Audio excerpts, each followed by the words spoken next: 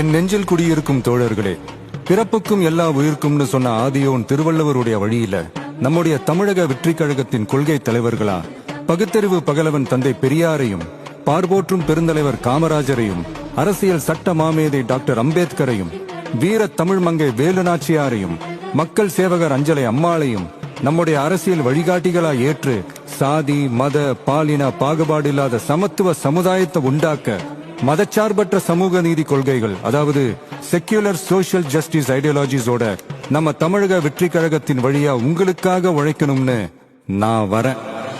திருச்சியில நான் இருக்கிற இடம் அதெல்லாம் நடக்காது.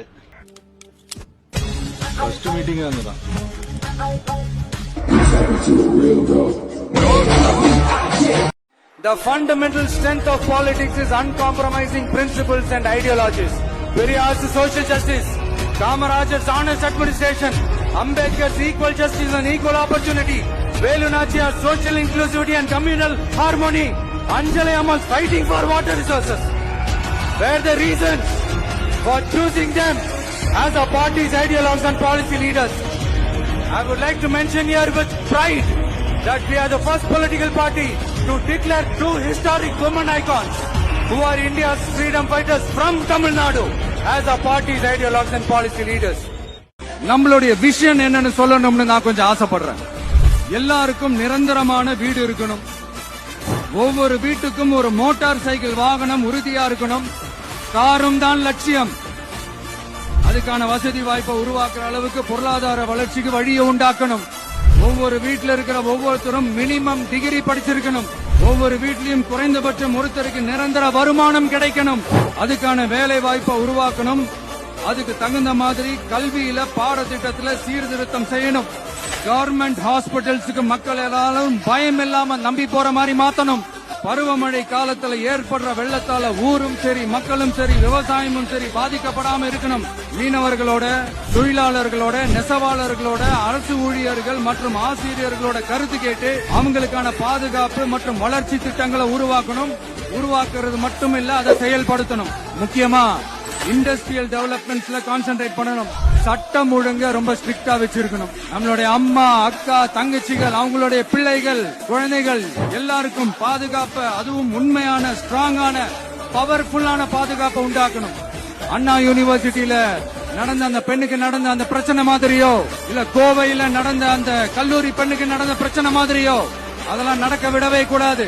நம்ம வீட்டு பெண்கள் ஸ்ட்ராங்கா, பயமே இல்லாம தைரியமா இருக்கணும். விஜயின் அரசியல் பயணம் இன்று நேற்று தொடங்கியது இல்லை. இன்று விஜய் நடிகராக தனது 33ஆம் ஆண்டை நிறைவு செய்துள்ளார். அவர் செய்த 33 முக்கிய மக்கள் சேவைகள் என்னென்ன விரிவாக காண்போம். நடிகராக தனது ஒவ்வொரு பிறந்த நாளிலும் அவர் பிறந்த எழும்பூர் அரசு மருத்துவமனைக்கு சென்று அன்று பிறக்கும் குழந்தைகளுக்கு தங்க மோதிரம் அணிவித்து மகிழ்வதை வழக்கமாக கொண்டிருந்தார். 1998இல் தமிழ்நாட்டில் ஏற்பட்ட புயலால் பாதிக்கப்பட்ட மக்களுக்கு நிவாரணம் வழங்க அப்போது சென்னை மேயராக இருந்த தற்போதைய முதல்வர் மு.க. ஸ்டாலினிடம் 100 அரிசி மூட்டைகளை வழங்கினார். விஜய் ரசிகர்கள் செய்யும் உதவியை பிரதிபலிக்கும் வகையில் விக்ரம் நடித்த ஐ திரைப்படத்தில் விஜய் ரசிகர்கள் அரிசி கொடுக்கிறாங்க என்னும் வசனம் இடம்பெற்றிருக்கும். சாதி மதம் பார்க்காமல் இரத்த தானம், ஏழை மக்களுக்கு தையல் இயந்திரம், நோட்டு புத்தகங்கள், மாற்றுத்திறனாளிகளுக்கு 3 சக்கர வண்டி போன்ற பல உதவிகளை தனது சொந்த செலவில் அமைதியாக செய்து வந்தார். சர்வம் தாளமயம் திரைப்படத்திலும் விஜய் ரசிகர்களின் இரத்த தான உதவி குறித்த காட்சியும் இடம்பெற்றிருக்கும். குஜராத் பூகம்பம், சுனாமி போன்ற பேரழிவுகள் ஏற்பட்ட போது அவர் தனிப்பட்ட நிதியுதவி செய்ததோடு மட்டுமல்லாமல் உண்டியலேந்தி தெரு தெருவாக சென்று நிதி திரட்டி மக்களுக்காக களத்தில் நின்றார். கும்பகோணம் தீ விபத்தில் குழந்தைகள் உயிரிழந்த போது குழந்தைகளின் பாதுகாப்பில் அலட்சியம் செய்யக்கூடாது என்று எச்சரித்தார். ஈழத் தமிழர்கள் படுகொலை செய்யப்பட்ட போது சேப்பாக்கத்தில் உண்ணாவிரதம் இருந்து தனது எதிர்ப்பை வெளிப்படுத்தினார். டெல்லியில் பிரதமர் மன்மோகன் சிங் முன்னிலையில் பொங்கல் சிறப்பு அஞ்சல் தலையின் முதல் முத்திரை ஆல்பம் விஜயை வைத்து வெளியிடப்பட்டது. மீனவர் பிரச்சனையில் நாங்க புலிக்குட்டிகள் என்று உரக்க கூறி மீனவர்களுடன் நின்றார். நாகையில் இலங்கை அரசுக்கு எதிராக போராட்டம் நடத்தி பிரதமருக்கு 25,000 தந்தி அனுப்ப வேண்டும் என கோரிக்கை வைத்தார். ஓசூரில் ஏழை மாணவர்களுக்கு இலவச பள்ளிக்கூடம் தொடங்கினார். பல ஏழை தம்பதிகளுக்கு இலவச திருமணங்களை நடத்தி வைத்தார். ஏழை மாணவர்களுக்கு இலவச கணினி மையங்களை திறந்தார். மாணவர்களை ஊக்கப்படுத்தும் விதமாக 10 மற்றும் 12ஆம் வகுப்பில் முதல் மதிப்பெண் பெற்ற மாணவர்களை தொகுதி வாரியாக அழைத்து சுமார் 14 மணி நேரம் கால்வலி கூட பொருட்படுத்தாமல் நின்று அவர்களை கௌரவித்தார். ஜல்லிக்கட்டு போராட்டத்தின் போது முகத்தை மூடிக்கொண்டு ஒரு சாதாரண மனிதனாக மாணவர்களுடன் தரையில் அமர்ந்து போராட்டத்தில் பங்கேற்றது அவரது சமூக அக்கறைக்கு சான்று. நீட் தேர்வால் தற்கொலை செய்த அரியலூர் அனிதாவின் வீட்டிற்கு சென்று நானும் ஒரு தங்கையை பறிகொடுத்தவன் என்று கண்ணீரோடு ஆறுதல் கூறி குடும்பத்துக்கு துணையாக நின்றார்.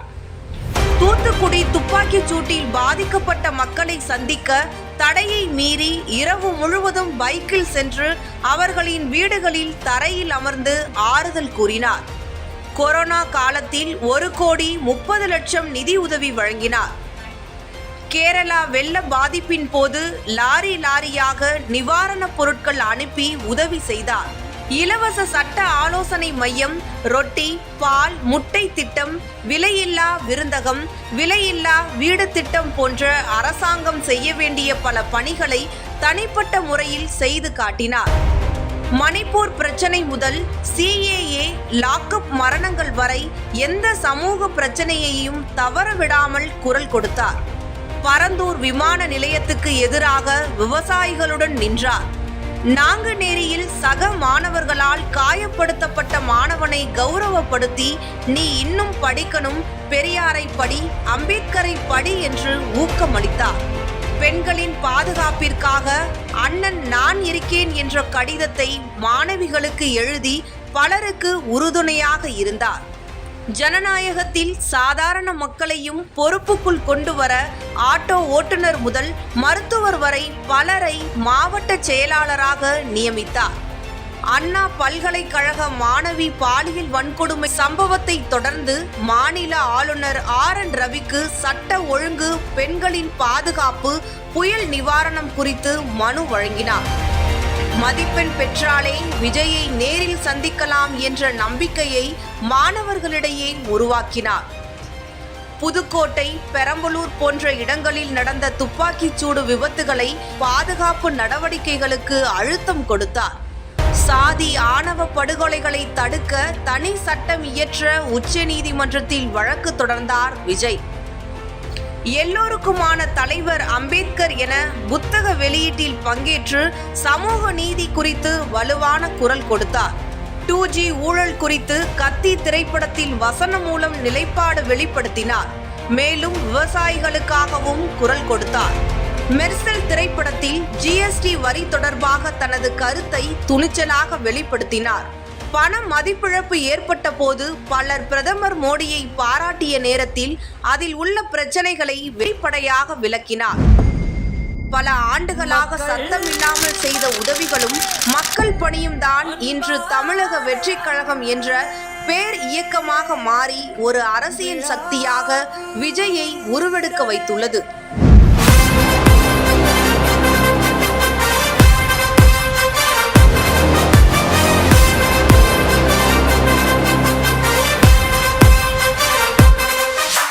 நான் ஒன்னும் இந்த மார்க்கெட் போனதுக்கு அப்புறம், ரிட்டையர் ஆனதுக்கு அப்புறம் அடைக்கலம் தேடி அரசியலுக்கு வரல, படைக்கலனோட வந்திருக்கிறோம். பவர்ஃபுல் போர்ஸோட, மாபெரும் படை வரிசையோட எல்லாத்துக்கும் தயாராகி தான் வந்திருக்கிறோம். நெஞ்சில் குடியிருக்கும். நம்மளை பொறுத்த வரைக்கும் நம்ம எல்லாருமே ஒண்ணுதான், நம்ம எல்லாருமே சமம். உங்களுக்காக சேவை செய்ய உங்க விஜய் நான் வர. உங்களுடைய மகனா, அண்ணனா, தம்பியா,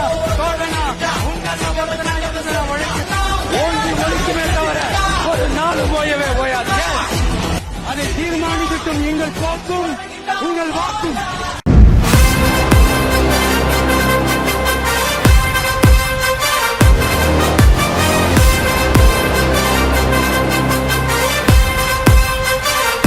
என் மண்ணுக்கும் மக்களுக்கும் யார் என்ன தீங்கு செஞ்சாலும் அதை எதிர்த்து அவங்க கிட்ட இருந்து நம்ம மக்களை பாதுகாக்கிறதுக்காக தான் நம்ம அரசியலுக்கே வந்திருக்கிறோம். நம்ம யாருன்றது முக்கியம் இல்ல, நம்மளால என்ன முடியும்ன்றதுதான் முக்கியம். அரசியலுக்கு வந்ததுக்கு அப்புறமும் சரி, ஆட்சி அதிகாரத்துக்கு வந்ததுக்கு அப்புறமும் சரி, ஒன்னே ஒண்ணு சொல்ற, எழுதி வச்சுக்கோங்க. இதுக்கு முன்னாடி இருந்தவங்க மாதிரியோ இல்ல இப்ப இருக்கிறவங்க மாதிரியோ ஊழல் செய்யவே மாட்டான். ஒரு பைசா தொட மாட்டான். எனக்கு அது அவசியமே இல்ல. புரிஞ்சுங்களா உங்களுக்கு? எனக்கு அதை தொட வேண்டிய அவசியமே இல்ல.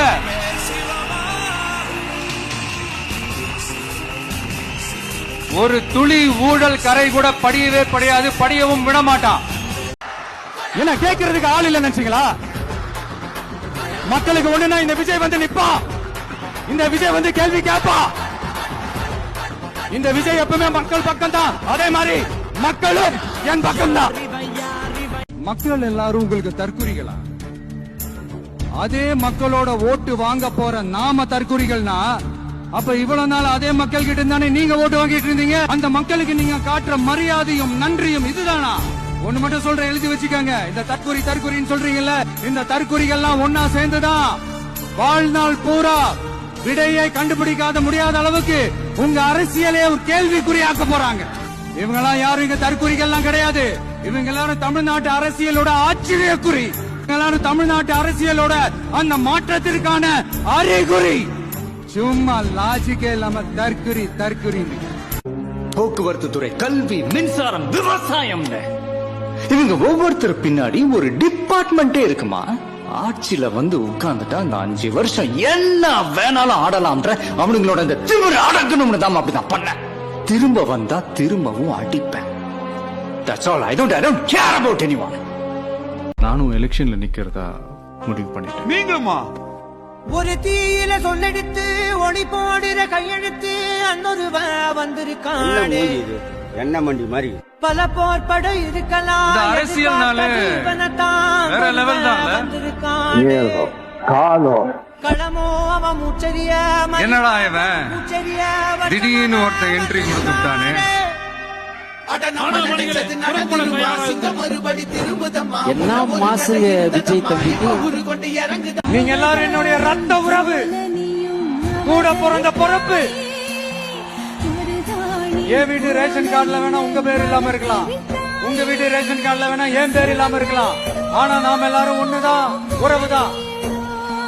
நமக்கு இடையே எந்த அரசியலும் உள்ள நுழையவே முடியாது.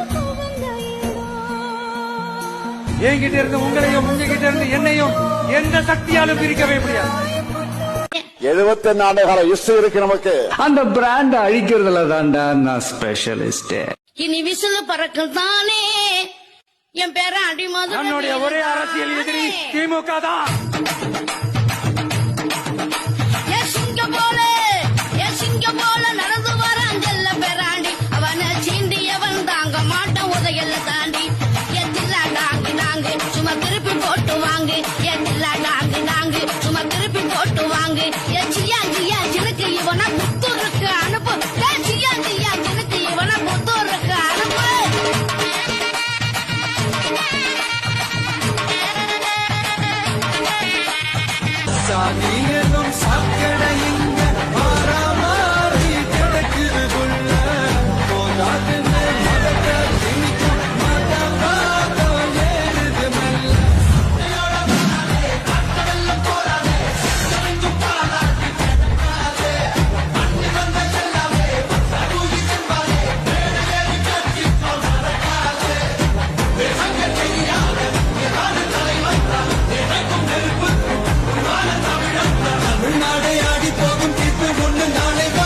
ஆண்டவன் இருக்கா, நல்லவங்க வாழுவாங்க, கொஞ்சம் நேரம் ஆகும், அவ்வளவுதான். ராஜலட்சுமி நாயகன் ஸ்ரீனிவாசன் தான்.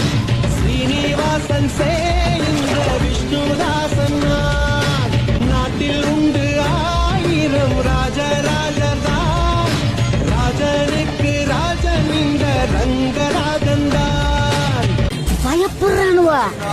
காலை வச்சா பயப்படுறான் தமிழ்நாடு என்ன போகுது, தமிழ்நாடு மாற போகுது.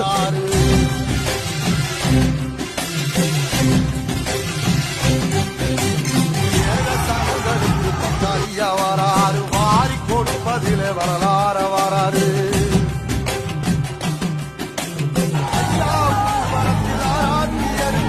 ஆகாச சூரியனை ஆசவனும் நீவாரு சத்தியத்தையோ தருமத்தையோ காத்திருக்கும் எங்க தருமமெல்லாம்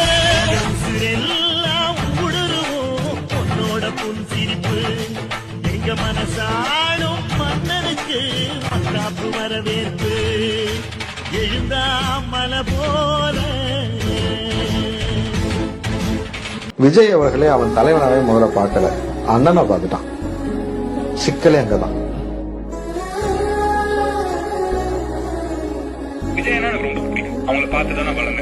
என் புள்ள வந்தான் விஜய், என் புள்ள விஜய் எங்க அண்ணன் தான் வரணும். I am coming. அரசியல்லாம் நமக்கு வேணாம் ப்ரோ, சினிமாக்கே திரும்பி வந்திருக்கிறோம். இது ஒரு வழிப்பாங்க, திரும்ப போறது வேறு மட்டும்தான். உன் ரத்தம் என் ரத்தம் வேற இல்லை, உதிரத்தில் விதைத்தாயே அன்பின் சொல்லை. தலைவா தலைவா உயிர் நீ தலைவா.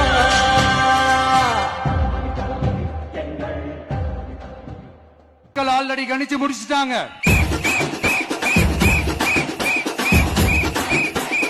நம்ம சின்னம், நம்மளுடைய வெற்றி சின்னம் விசில்.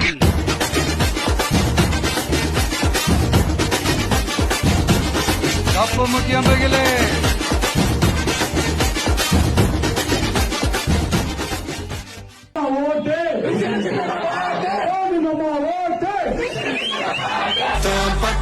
விசில் போடு, குத்தம் பார்க்காம விசில் போடு, ரத்தம் பத்தட்டும் விசில் போடு, நம்பி நம்பா விசில் போடு,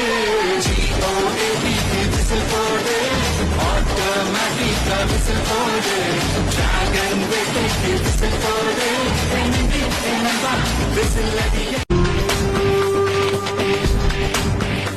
எங்க காத்து நீ துட்டமாக அணிக்கும், எங்க தண்ணி கரிகாராயம் போடுரைக்கும். கலவரம் செய்வது எங்களுடைய நோக்கமல்ல. நாங்கள் கலவரம் செய்தால் இந்த தமிழகம் தாங்காது. எங்களை அடக்குவதற்கு காவல்துறையும் பத்தாது. எந்த பக்கம் திரும்பினாலும் அண்ணன் பேருதான் அவரு, தமிழ்நாட்டின் 2வது எம்ஜிஆர் தான். தண்ணியால அரசியலில் கால வச்சாரு, தமிழக தாய்மார்கள் மனசுலயும் இடத்த புச்சாரு. நாடு பூரா பார்த்திருக்க நாலு கோபுர உச்சி, நாயக்கரு மகளையும் போகும் உலகம் எச்சி, மீனாட்சி அம்மனோட மிரட்டலானாரு. இந்த ஆட்டத்தை ஆரம்பிச்சது நீ, நடத்திட்டு இருக்கிறதா அவ, ஜெயிக்க போறது நான்டா. மக்கள் எல்லாம் ஏத்துக்கிட்டாங்க.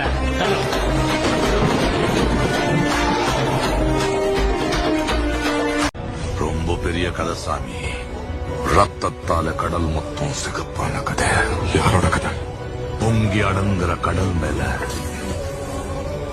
அசராம நின்னவனோட கதை. எங்க தேவர கதை. பயம் போகணும்னா தெய்வத்தோட கதையை கேட்கணும். பயம் அண்ணா என்னன்னு தெரியணும்னா தேவர கதையை கேட்கணும்.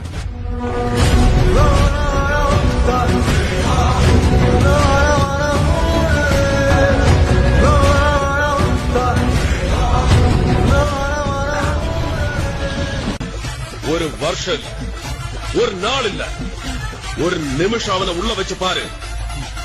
234 தொகுதியில எந்த தொகுதி போனாலும் வந்து வெட்டுவேன். ஏழ சனங்களுக்கு பங்காளியா வராறு, வாரி கொடுப்பதிலே வரலாற வராறு. ஐயா ஊர்வலத்தில் ஆராத்தி எடுக்கத்தான் ஆகாச சூரியனை ஆசவனும் நீவாரு. சொன்ன சொல்லில் சத்தியம் அணிப்பாரு, நின்னையட நிச்சயமா ஜெயிப்பாரு. இத பார், நாங்க ஒண்ணு காசை வாங்கிட்டு லாரியில ஏறி வர அரசியல் கூலிங் இல்ல. நீ போன் சொன்ன ஓடி போறதுக்கு. நீ செஞ்ச கொடுமைக்கெல்லாம் முடிவு கட்டணும் கொதிச்சு போந்திருக்கிற கூட்டம். இந்த கூட்டத்துக்கு முன்னாடி ஒரு ரவுடித்தனம் செல்லாதுடா.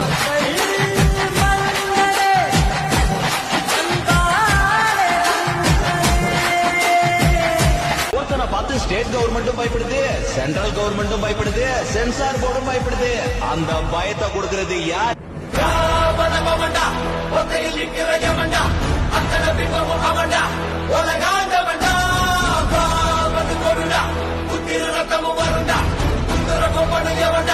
ஒளி போன்றவண்டா சரிச்சுதா நடக்குதா நரம்பலா குறுக்கலா ஏறும் படச்சுதா தலவிதி அடிச்சதும் இருக்கலா மாறும் படமவண்டா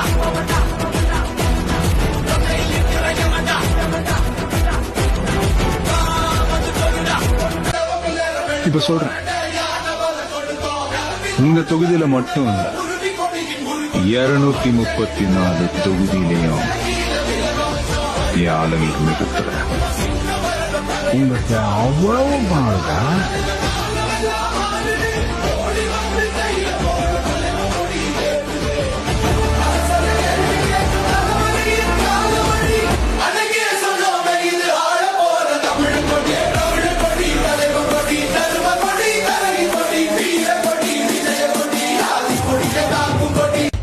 மண்ணை மீறாமலே விதையும் முளைக்குமா? தரிபடாத நூறு என்ன ஆடையாகுமா?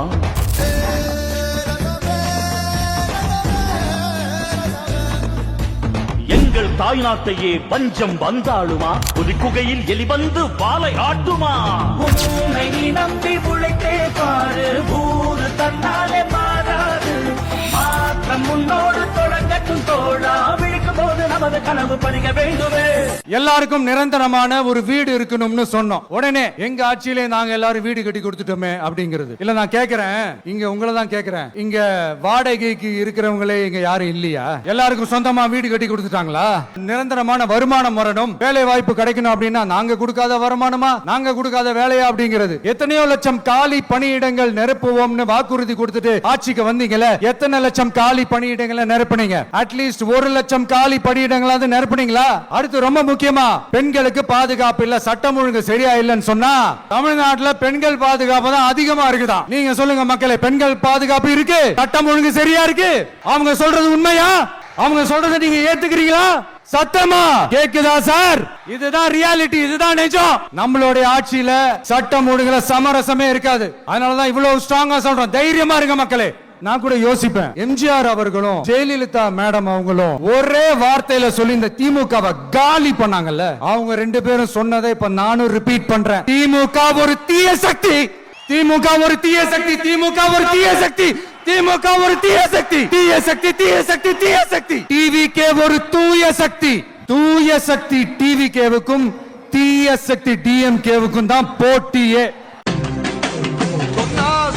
சொல்லில் சத்தியமா நிற்பாரு, நிச்சயமா ஜெயிப்பாரு. நான் ஒரு கை பார்க்கிறேன், நேரம் வரும் கேட்கிறேன். பூனை அல்ல புலிதான் என்று போக போக காட்டுகிறேன், போக போக காட்டுகிறேன். இறங்கியாச்சு, 2ல 1 பாத்திரம்.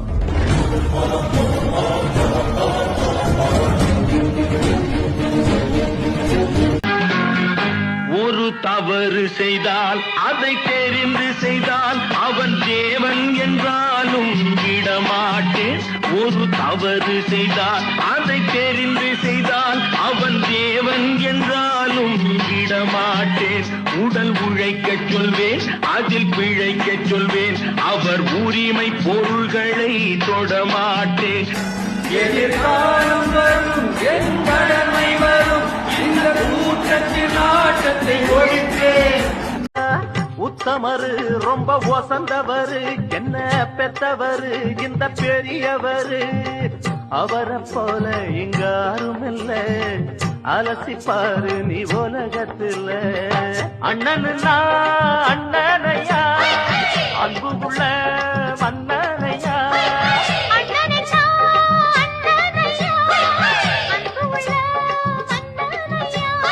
ஊரெல்லாம் கொண்டாடும் உன் பேரையா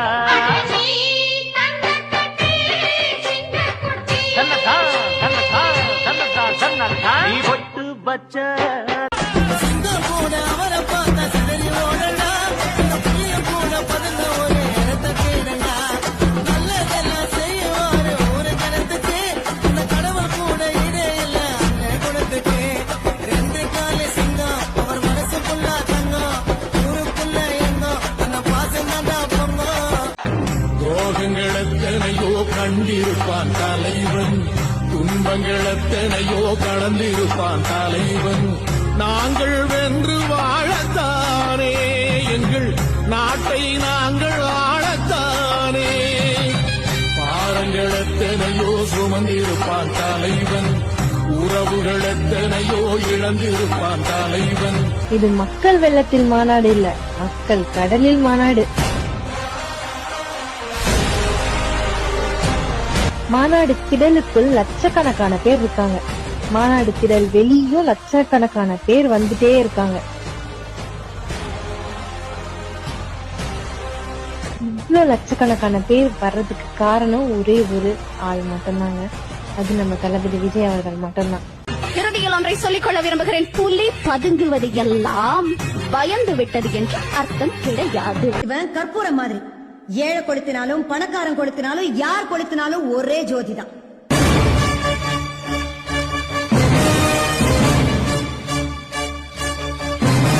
திரும்பவும் நாங்க தான் ஜெயிப்போம். பிரச்சாரம் வேணாம், மீட்டிங் வேணாம், என் தலைவன் முகம் மட்டும் போதும். இலவச பொருள்ல இருந்து இருட்டுல நிக்கிற குப்பை தொட்டி வரைக்கும் என் தலைவனோட முகம். அது எங்க பிராண்டா. அந்த பிராண்ட அழிக்கிறதுல தான்டா நான் ஸ்பெஷலிஸ்ட்.